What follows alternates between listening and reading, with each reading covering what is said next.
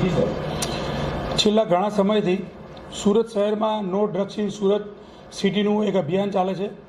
એ અભિયાન અંતર્ગત ગત તારીખ 5/4/24ના રોજ સાયણ રોડ પરથી કોઈ બે ઈસમો એક્સેસ ઉપર ગાંજો લઈને આવે છે એવી ખાનગી બાતમીના આધારે બે ઈસમોને ક્રાઇમ બ્રાન્ચની ટીમે ઝડપી પાડેલ છે.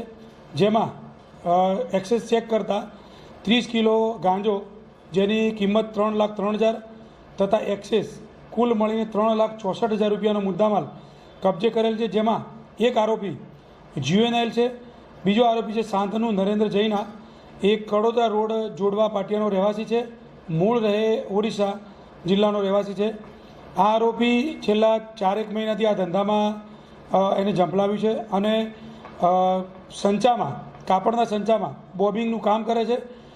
આ ગુનો દાખલ કરી અને આગળની તપાસ અત્યારે ક્રાઇમ બ્રાન્ચ કરી રહી છે. ગાંજો જેની પાસેથી લાવે તેની અત્યારે તપાસ ચાલુ છે અને એ ક્રાઇમ બ્રાન્ચ કરી રહી છે.